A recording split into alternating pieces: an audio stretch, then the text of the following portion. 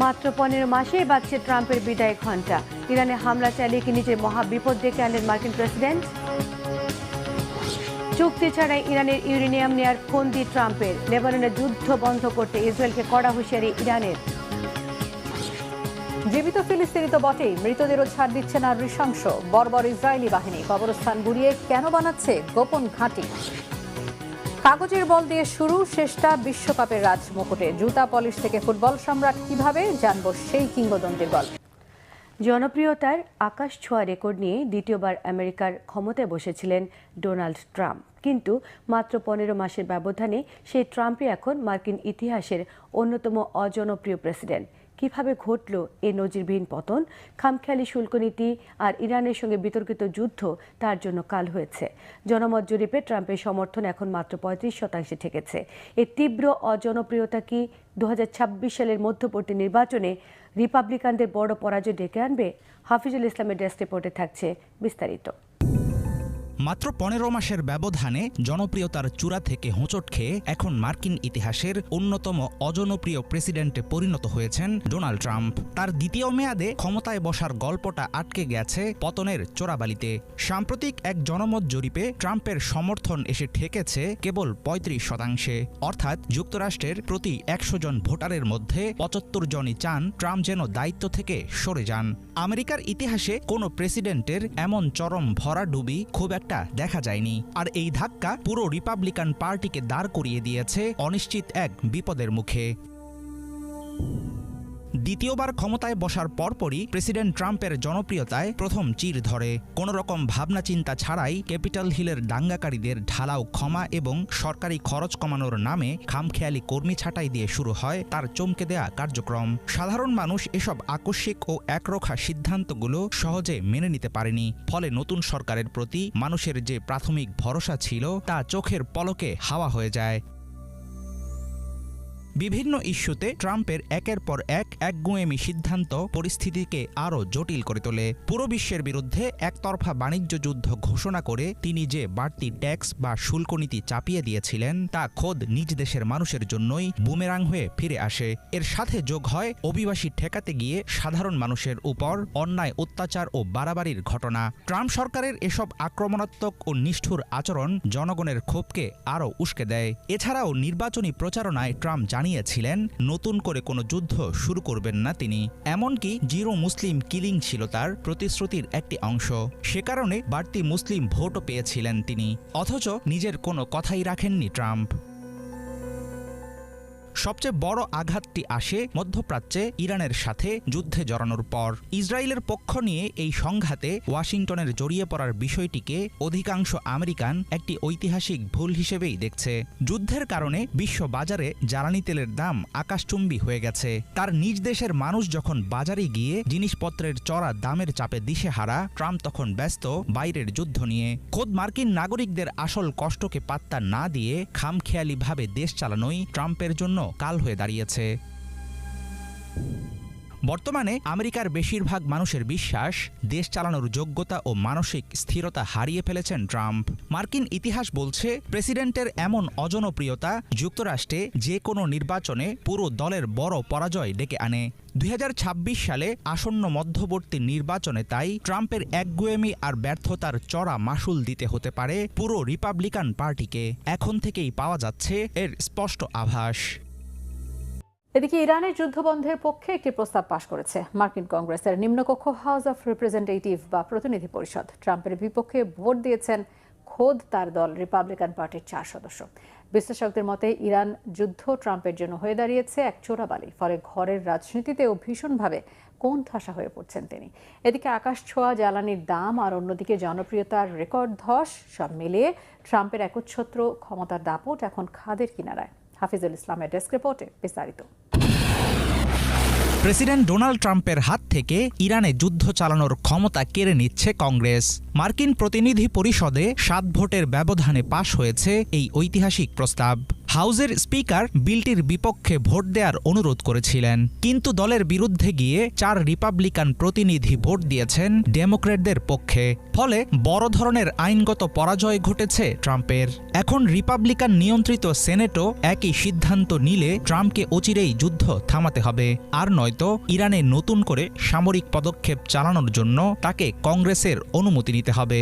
নিজের দলের অনাস্থায় বিল পাশের এই ঘটনা প্রমাণ করে ট্রাম্পপন্থী নেতারাও মধ্যপ্রাচ্যে আরেকটি সংঘাত শুরু করতে চান না। তাহলে কি এবার ইরান যুদ্ধ থেকে লেজ গুটিয়ে সরে আসবে আমেরিকা?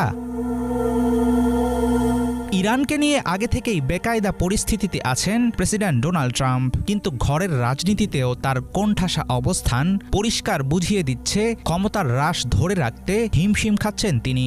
বিশ্লেষকেরা বলছেন হোয়াইট হাউস এখন চেষ্টা করবে যুদ্ধবিরোধী বিলকে পাত্তা না দেওয়ার, সেই সাথে ভেটো দেওয়ার পথও খুঁজতে পারেন ট্রাম্প। কিন্তু বাস্তবতা হলো ইরান ইস্যুতে নিয়ন্ত্রণ হারাচ্ছেন তিনি। সামনেই যুক্তরাষ্ট্রে নির্বাচন, এমন পরিস্থিতিতে নানা কারণে ক্রমাগত নিচে নামছে ট্রাম্পের জনপ্রিয়তা। এর মধ্যেই তার জন্য তলাহীন চোরাবালিতে পরিণত হয়েছে ইরান যুদ্ধ।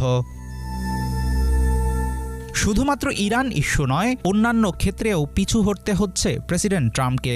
নিজ দলের তীব্র বিরোধিতার মুখে সম্প্রতি রাজনৈতিক মিত্রদের জন্য $1.8 বিলিয়ন তহবিল গঠনের পরিকল্পনা থেকে সরে আসতে বাধ্য হয় ট্রাম্প প্রশাসন। কেনেডি সেন্টারের নাম পরিবর্তনের আইনি লড়াইয়ে হেরে ট্রাম্প কংগ্রেসের হাতে ক্ষমতা ছেড়ে দেওয়ার ইঙ্গিত দিয়েছেন। হাউস ফরেন অ্যাফেয়ার্স কমিটির প্রধান মনে করেন, কংগ্রেসের এই ভোটাভুটি ট্রাম্পের অবৈধ ও ব্যয়বহুল যুদ্ধের বিরুদ্ধে গুরুত্বপূর্ণ এক পদক্ষেপ। ট্রাম্প যুদ্ধের ঘোষিত লক্ষ্য অর্জনে ব্যর্থ তো হয়েছেনই, তার উপর বিশ্ববাজারে তিনি জ্বালানির দামও বাড়িয়েছেন, সেই সাথে কঠিন করে তুলেছেন কূটনৈতিক সমাধানের পথ। দ্বিতীয়বার ক্ষমতায় আসার পর থেকে একের পর এক ভুল প্রমাণিত হচ্ছে ট্রাম্পের বিভিন্ন রাজনৈতিক সিদ্ধান্ত। গোয়েন্দা সংস্থায় অনভিজ্ঞ ব্যক্তিকে বসানোর চেষ্টায় তার দলের ভেতরেই তৈরি হয়েছে চরম অসন্তোষ। ফলে একটি গুরুত্বপূর্ণ গোয়েন্দা আইন নবায়নের বিষয়টিও পড়েছে ঝুঁকিতে। অন্যদিকে সাম্প্রতিক প্রাইমারি নির্বাচনে হেরে গেছেন ট্রাম্পের পছন্দের প্রার্থী, ফলে বড়সড় প্রশ্নের মুখে পড়েছে তার একচ্ছত্র ক্ষমতার দাপট। এমনকি নির্বাচনে হেরে যাওয়া কিছু রিপাবলিকান নেতাও এখন শুরু করেছেন ট্রাম্পের প্রকাশ্য সমালোচনা। প্রেসিডেন্ট ট্রাম্পের জন্য এখন সবচেয়ে বড় সমস্যা হলো ইরান যুদ্ধ থেকে সম্মানজনকভাবে বের হওয়ার সহজ কোনো রাস্তা খোলা নেই। ট্রাম্প ভাবছেন অর্থনৈতিক নিষেধাজ্ঞা দিয়ে ইরানকে কাবু করবেন, কিন্তু কাজে আসছে না সেই পরিকল্পনা।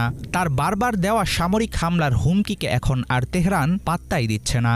ট্রাম্প যদিও দাবি করছেন দ্রুত একটি শান্তি চুক্তি হতে যাচ্ছে, কিন্তু মার্কিন কংগ্রেস সেই ফাঁকা আশ্বাসে আর ভুলছে না। এখন সেনেটও তার বিপক্ষে চলে গেলে অন্ধকার ফাঁদে বন্দী হয়ে পড়বে ট্রাম্পের রাজনৈতিক ভবিষ্যৎ। প্রায় 7 বছর পর উত্তর কোরিয়া সফরে যাচ্ছেন চীনা প্রেসিডেন্ট শি জিনপিং। কেন হঠাৎ উত্তর কোরিয়া সফরে চীনা প্রেসিডেন্ট? বিশ্ব রাজনীতিতে নিজের অবস্থান আরও শক্ত করতেই কি এই কূটনৈতিক তৎপরতা, নাকি যুক্তরাষ্ট্র, জাপান এবং দক্ষিণ কোরিয়াকে নতুন বার্তা দিতে চায় বেইজিং? মুর্শিদ আলমের ডেস্ক রিপোর্ট। বিশ্ব রাজনীতির অন্যতম প্রভাবশালী নেতা শি জিনপিং সম্প্রতি বেইজিংয়ে একে একে আতিথ্য দিয়েছেন মার্কিন প্রেসিডেন্ট ডোনাল্ড ট্রাম্প এবং রুশ প্রেসিডেন্ট ভ্লাদিমির পুতিনকে। এবার নিজে যাচ্ছেন আরেক পরাশক্তির রাষ্ট্র উত্তর কোরিয়ায়। প্রায় 7 বছর পর পিয়ংইয়ং সফরে যাচ্ছেন চীনা প্রেসিডেন্ট। বিশ্লেষকদের মতে বিশ্ব রাজনীতিতে চীনের ক্রমবর্ধমান প্রভাবের নতুন বার্তা হতে যাচ্ছে এই সফর। 8 জুন থেকে শুরু হওয়া দুই দেশের সফরে উত্তর কোরিয়ার নেতা কিম জং উনের সঙ্গে বৈঠক করবেন শি জিনপিং। 2019 সালের পর এটি তার প্রথম উত্তর কোরিয়া সফর।